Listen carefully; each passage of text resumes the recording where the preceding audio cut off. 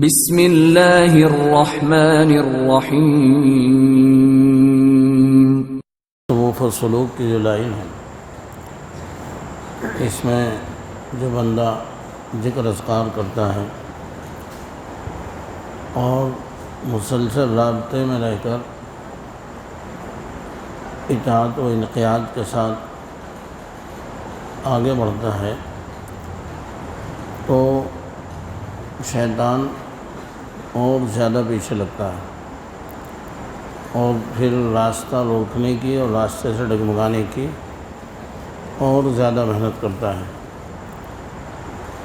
حضرت نے جو لوگ تصوف سلوک کی راہ میں آگے چل رہے ہیں انہیں کچھ ہدایات دی ہیں۔ ان میں سے تیسرے نمبر کی ہدایت یہ ہے کہ جب ہم مقامات سلوک میں ترقی کرنے لگیں تو شیطان سے پہلے سے زیادہ ڈرتے رہیں اور بچتے رہیں، کیونکہ بندہ جب دربار خداوندی میں قرب اور نزدیکی حاصل کر لیتا ہے تو اس کی دشمنی اور زیادہ بڑھ جاتی ہے شیطان کی۔ اس دنیا کے اندر بھی دیکھتے ہیں، اگر کوئی آدمی کسی بڑے کے قریب لگے ہیں تو اس کے دشمن اور بڑھ جائیں قریب۔ تو ظاہر بات ہے جب اللہ کے قریب بندہ جائے گا تو شیطان کی دشمنی اور بڑھ جائے گی۔ جبکہ طالبین اپنی ترقی کو دیکھتے ہوئے یہ سمجھ لیتے ہیں کہ اب شیطان سے محفوظ ہو گئے ہیں۔ حقیقت یہ ہے کہ اس کے وساوس کبھی منقطع نہیں ہوتے، بلکہ اس وقت وہ ایسے باریک اور دقیق وساوس ڈالتا ہے جن کو سوائے اس شخص کے جن کو اللہ نے ہدایت دی ہو کوئی نہیں سمجھتا، اور وہ آسانی سے بھٹکا بھی دے۔ بس اللہ جن کی ہدایت رہنمائی کرے وہی شیطان کی چالوں کو سمجھ سکتے ہیں۔ کبھی یہ نہ سمجھیں کہ ہمارے نفس نے رات دن میں حق تعالیٰ کا کوئی بھی ضروری حق ذرہ برابر بھی کچھ ادا کیا ہے، اور یہ جب ہی ہو سکتا ہے جب ہم اپنے نور ایمان سے یہ سمجھ لیں کہ ہمارے جتنے بھی کام ہیں شروع سے لے کر آخر تک سب کا پیدا کرنے والا اللہ تعالیٰ ہے۔ بھلا غور کریں کہ غلام کے پاس جو کچھ مال و دولت ہے سب اس کے آقا کا عطیہ ہوتا ہے۔ اگر وہ اس کو آقا کی خدمت میں پیش کر کے یہ سمجھ لے کہ میں نے اس کا حق ادا کر دیا تو اس سے زیادہ بیوقوف دنیا میں کوئی نہیں ہوگا۔ اللہ تعالیٰ کے ساتھ تو آقا سے بھی زیادہ تعلق ہے۔ پیدا اس نے کیا، ہوش و حواس، عقل و تمیز، بینائی، سنوائی، ہاتھ پیر، غذا سب اسی کی دی ہوئی ہیں، جن کے سہارے ہم کچھ ٹوٹے پھوٹے اعمال کر لیتے ہیں، اور یہ اعمال کی توفیق بھی کون دیتا ہے بھائی؟ اللہ ہی دیتا ہے۔ تو اب عمل کر کے سوچے کہ میں نے کچھ کارنامہ انجام دیا تو یہ بہت بڑی بیوقوفی اور حماقت ہے۔ تو ہم کچھ ٹوٹے پھوٹے اعمال کر لیتے ہیں، پھر حق کس چیز کا ہم نے ادا کر لیا؟ جان دی ہوئی اسی کی تھی، حق کا یہ ہے کہ حق ادا نہ ہوا۔ اپنے اقوال اور اعمال اور افعال میں توحید خالص کا استحضار رہے۔ مثلا کبھی یوں نہ کہیں کہ فلاں چیز میری ہے یا جیسے ہماری مرضی۔ ہاں مجازاً یہ بھولے سے ایسی بات ہو جائے تو مذائقہ نہیں۔ حق تعالیٰ نے جو یہ فرمایا کہ وَاعْبُدُوا اللَّهَ وَلَا تُشْرِكُوا بِهِ شَيْئًا، خدا کی عبادت کرو اور کسی چیز کو اس کا شریک نہ بناؤ۔ اس میں اللہ تعالیٰ نے شیئاً ارشاد فرمایا، کسی شے کو متعین نہیں فرمایا۔ حقیقتاً ہر چیز اللہ تعالیٰ ہی کی ہے۔ اللہ تعالیٰ نے دنیا کے انتظام کے تحت لوگوں کو اس کا قبضہ دیا ہوا ہے۔ اگر کسی نے آپ کی ملک والی چیز بغیر اجازت کے لے لی یا چوری کر لی تو یہ نہ سوچیں کہ اس نے میری چیز لے لی، اب میں اس کا مواخذہ کرتا ہوں، بلکہ یہ سوچیں کہ اس نے بادشاہ کے انتظام میں خلل ڈالا ہے، لہذا میں قانون شریعت کی وجہ سے اس کا مواخذہ کرتا ہوں۔ اللہ نے ایک چیز مجھے سونپی تھی، میرے پاس امانت تھی، اس نے امانت میں خیانت کری، یہ نہ سوچے کہ میری چیز چرا لی، نہیں، بلکہ اللہ کے قانون انتظام میں اس نے خلل ڈالا ہے، اس لیے اسے اس کی سزا ملنی چاہیے۔ حضرت شیخ الحدیث مولانا زکریا صاحب رحمۃ اللہ علیہ نے اپنا واقعہ لکھا ہے کہ وہ چھوٹے ہی تھے، شاید 5-6 سال کے رہے ہوں گے، تو ان کی والدہ نے انہیں ایک چھوٹا سا تکیہ بنا کے دیا جیسے بچوں کو دینے، اور اس تکیے کو اپنے ساتھ رکھتے تھے۔ چھوٹے بچے تھے۔ ایک مرتبہ کوئی مہمان آئے تو حضرت نے کہا جاؤ گھر سے تکیہ لاؤ، تو حضرت شیخ نے، ان کے والد نے کہا، مولانا یحییٰ صاحب جو شیخ الحدیث صاحب کے والد تھے، انہوں نے کہا کہ بیٹا گھر سے تکیہ لاؤ۔ انہوں نے کہا میں اپنا تکیہ لے آؤں جو میرا والا تکیہ؟ تو یہ جو کہا کہ اپنا تکیہ لے آؤں، اور پکڑ لیا اسے، بھائی تیرا کیا ہے؟ اور کئی دری پٹائی کری کہ اس دن نکال دی ساری کسر کہ اپنا کچھ نہیں ہے، سب کس کا ہے؟ اللہ۔ توحید خالص وہیں سکھلا دی بچپن میں کہ یہ تیرا کیا ہے، وہ تو کون ہے اپنا کہنے والا؟ یہ توحید خالص۔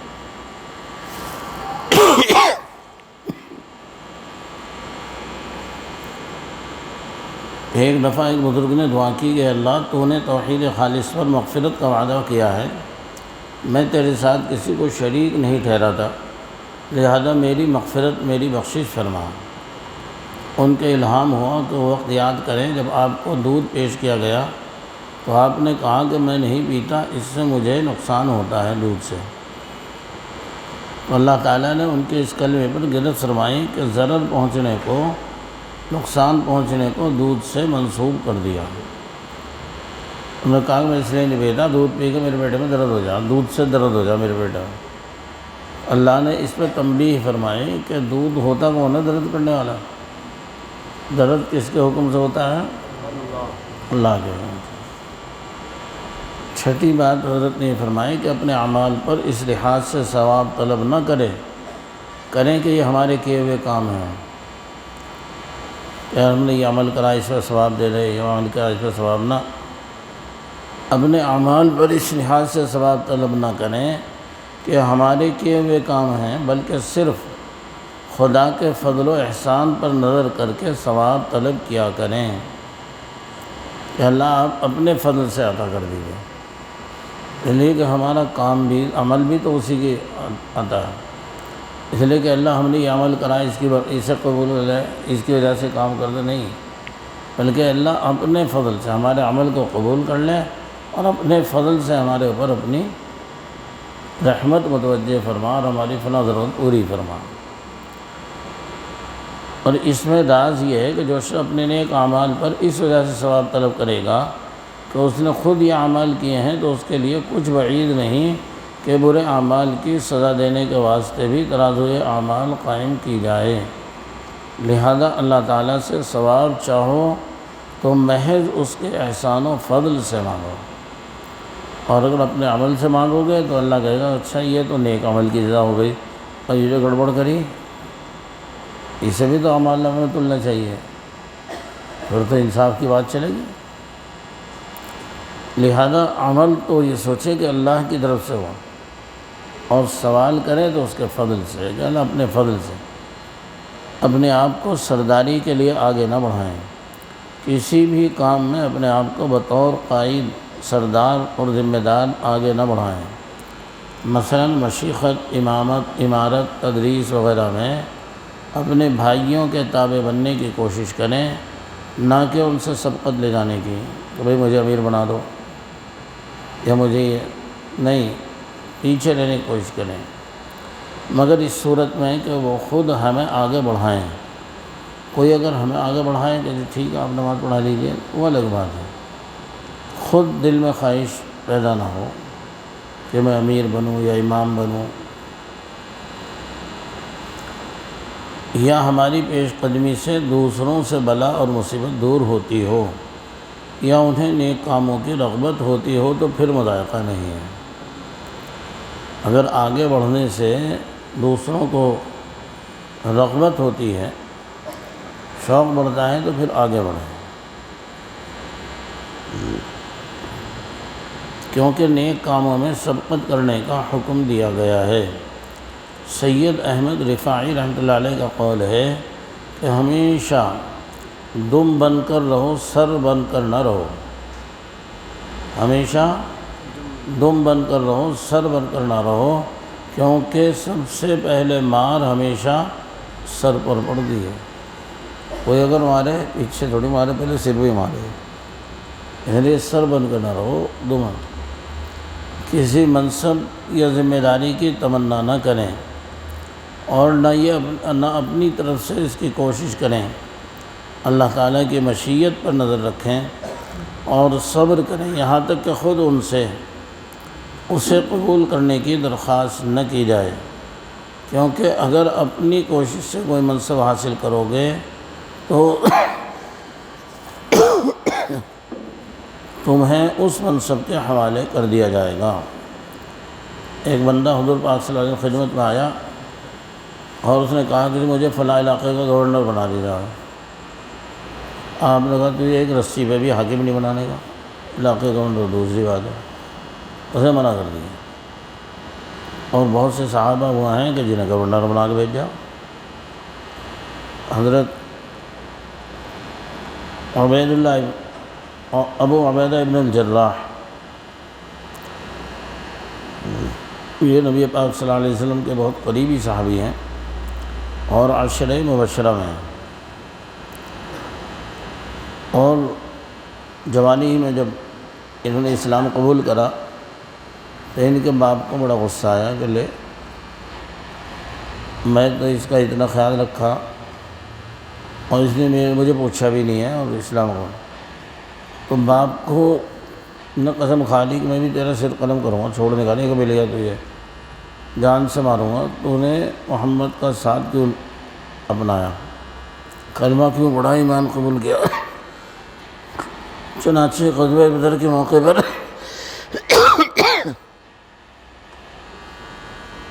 عبیدہ ابن الجراح کا مقابلہ اپنے باپ ہی سے پڑ گیا، جراح سے، جراح باپ کا نام تھا۔ جراح وہ بھی بہت تگڑا پہلوان تھا، ہزاروں میں بھاری تھا۔ ابو عبیدہ وہ بھی بہت مضبوط تنمن جوان تھے، لیکن وہ کھیلا کھایا ہوا تھا باپ، اس لیے باپ نے اس نے قسم کھا رکھی تھی کہ تجھے میں ماروں گا اسی ایمان کی وجہ سے، تو بیٹے پہ وار کر دیا۔ اب بیٹے نے وار کاٹ دیا، اور جب وار کاٹا تو باپ بالکل نشانے پہ تھا، لیکن یہ سوچ کے چھوڑ دیا کہ یار باپ ہے رہنے دو۔ انہوں نے چھوڑا، باپ نے سمل کا پھر وار کر دیا، انہوں نے پھر اس کا وار کاٹ دیا۔ وہ یہ کہتے ہیں کہ پھر باپ میرے نشانے پہ تھا اور انہوں نے پھر چھوڑ دیا، باپ نے سمل کا پھر تیسری مرتبہ وار کر دیا۔ یہ تیسرا وار بھی انہوں نے باپ کا فیل کر دیا۔ وہ کہتے ہیں کہ پھر میرے نشانے پہ تھا باپ، لیکن انہوں نے چھوڑ دیا۔ جب 3 مرتبہ ایسا ہو لیا، جب چوتھی مرتبہ باپ نے وار کرا تو اب انہوں نے نمٹا دیا اسے، کہ ایمان کے مقابلے میں کوئی چیز نہیں ہے اور محمد صلی اللہ علیہ وسلم کے مقابلے میں کوئی چیز نہیں ہے، پھر نمٹا دیا باپ کو جو ہے۔ تو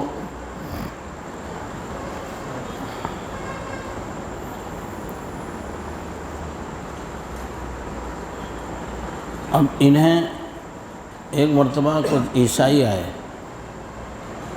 اور انہوں نے اپنے علاقے میں کوئی امن و امان قائم کرے اور انصاف قائم کرے، اس طرح کا کوئی بندے کا مطالبہ کیا، اور سب پڑھے لکھے لوگ تھے۔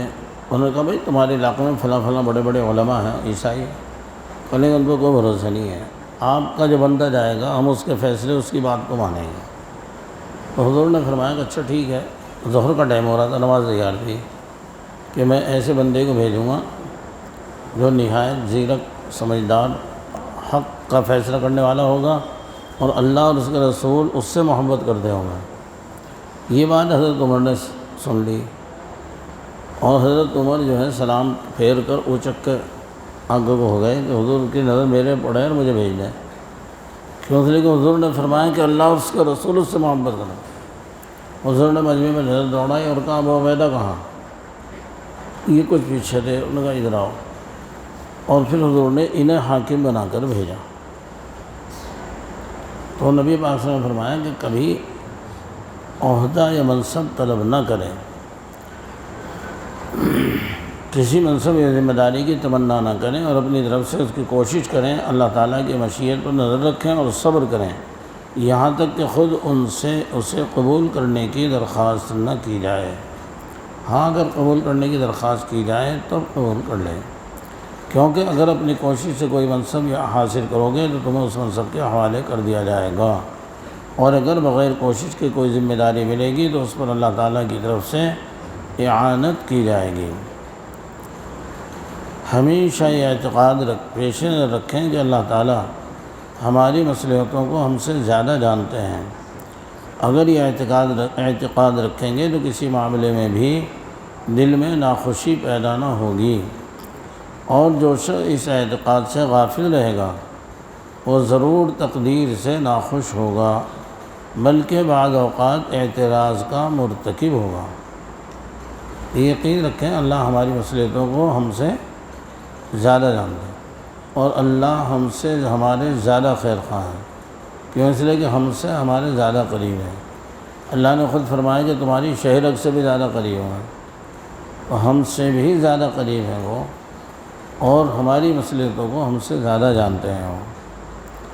شبلی رحمۃ اللہ علیہ سے منقول ہے، وہ فرماتے تھے کہ میں نے جنید رحمۃ اللہ علیہ کو بعد وفات کے دیکھا، یعنی خواب میں دیکھا، تو میں نے پوچھا اللہ تعالیٰ نے آپ سے کیا معاملہ فرمایا؟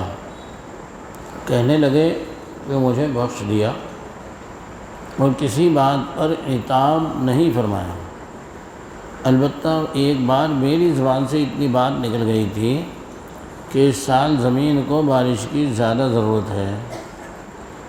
اس پر حق تعالیٰ نے مجھے عتاب فرمایا کہ جنید تم مجھے خبر دینا چاہتے تھے کہ زمین کو زیادہ ضرورت ہے، مجھے پتہ نہیں تھا۔ اس پر اللہ تعالیٰ نے عتاب فرمایا اور فرمایا کہ میں علیم و خبیر ہوں، مجھے مشورہ دینے کی ضرورت نہیں، میں خود جانتا ہوں۔ بہت سے لوگ کہہ دینا کہ موسم خراب ہے، اب یہ کہنا یہ بھی تو اللہ تعالیٰ کے اوپر اعتراض ہے۔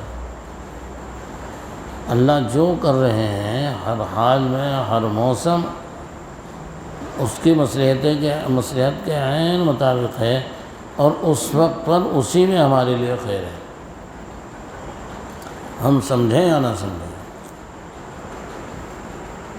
جب ہمارے اوپر دنیا میں تنگی اور کمی کر دی جائے تو اس صورت میں بھی ہم اپنے پروردگار سے ایسے ہی راضی رہیں جیسا کہ فراقی کی صورت میں ہم ان سے خوش رہتے ہیں، بلکہ وسعت کی حالت میں ڈرتے رہنا بھی چاہیے، کیونکہ دنیا کا کم ہونا اس بات کی علامت ہے کہ اللہ تعالیٰ ہمیں عافیت میں رکھنا چاہتے ہیں، اور زیادہ ہونے میں اندیشہ ہے کہ ہم اس میں مشغول ہو جائیں اور دفعتاً پکڑے جائیں۔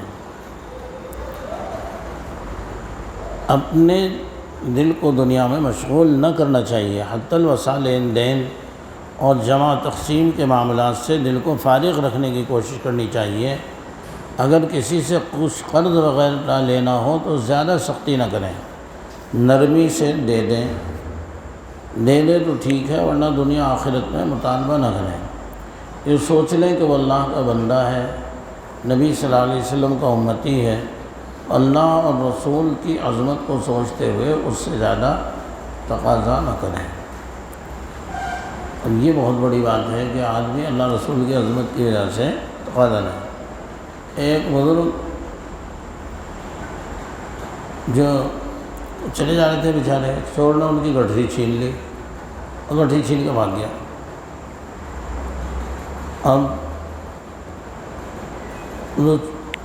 یہ جو تھے اپنے بیچارے چلے گئے، اور کچھ کہانی نہ اس کا پیچھا کرا، لوگوں نے کہا وہ جانا پکڑو، کچھ نہیں، چلو چلا گیا۔ اور وہ تھوڑی دور بھاگا، پھر پٹ ہوا گرا، جو اٹھا تو اندھا، اب اسے کچھ بھی نہیں دکھ رہا، اب نے شور مچانا شروع کرا، اب جی وہ کون ہے، اپنی گٹھری لے لو، مجھے معاف کر دو، گٹھی لے لو، معاف کر دو، شور مچا رہا۔ تو کہا بھائی کیا ہوا؟ جی وہ میں گٹھی لے کے بھاگا تھا بزرگ کی، اور وہ کہاں ہیں؟ میں کہا پتہ نہیں، وہ تو چلے گئے، گٹھی لے کے بھاگا تھا تو اب میری تو آنکھیں چلی گئی، انہیں ڈھونڈو کہاں ہے، اپنی گٹھی لے لیں گے، مجھے معاف کر دیں گے۔ چنانچہ اس کو تلاش کیا گیا اور تلاش کرنے سے مل گئے، اور کہا کہ بھائی آپ اپنی گٹھی لے لو، اسے معاف کر دو۔ مگر میں گٹھی چل میری ہے، لے لوں گا میں، لیکن میں نے معاف جب ہی کر دیا تھا اسے، میں نے تو جب ہی معاف کر دیا تھا اسے، اب یہ اللہ کا معاملہ ہے، یہ اللہ کا معاملہ، میں نے جب ہی معاف کر دیا تھا، معاف کر دیا تھا۔ ہاں کیوں؟ اس لیے معاف کر دیا تھا کہ کل قیامت میں معاملہ پیش ہوگا تو اس معاملے کی وجہ سے ہمارے آقا صلی اللہ علیہ وسلم کھڑے رہیں گے۔ اگر یہ معاملہ پیش ہوا تو حق تو دلوائے جائے گا، اس معاملے کی وجہ سے آقا صلی اللہ علیہ وسلم کھڑے رہیں گے، اتنی دیر آقا صلی اللہ علیہ وسلم کو جنت میں جانے میں دیر ہوگی، اس لیے میں نے جب ہی معاف کر دیا، کل معاملہ ہی پیش نہیں ہونے کا، یہ ختم ہو گیا اس لیے۔